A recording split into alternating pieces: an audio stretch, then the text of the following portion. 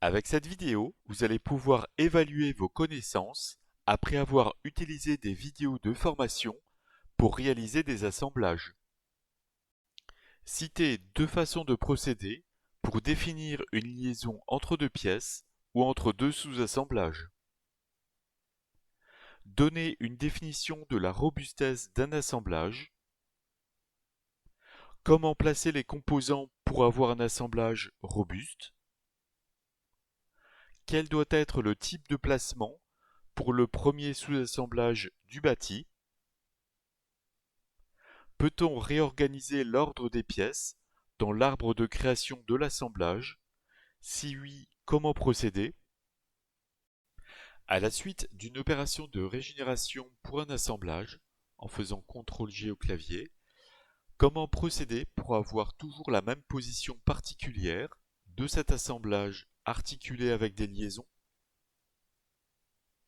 Quand on ajoute des références de type point, axe, plan ou repère dans un modèle, qui peut être un assemblage ou une pièce, dans quel cas arrive-t-on à remonter ces références tout en haut de l'arbre de création du modèle?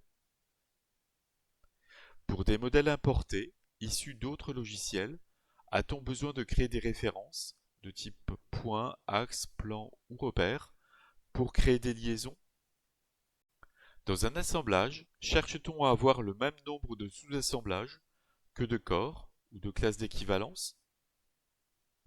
Comment se nomme un composant qui s'adapte en dimension à plusieurs positions dans un assemblage?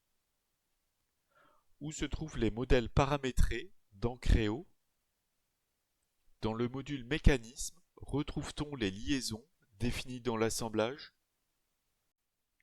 Quel réglage doit-on faire pour trouver une position embutée avec une animation? Comment faire pour récupérer sur une mise en plan une position particulière de l'assemblage?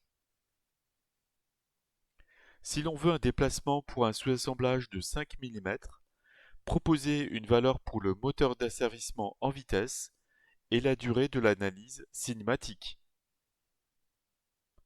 Comment procéder pour que l'animation de votre assemblage débute toujours à partir de la même position?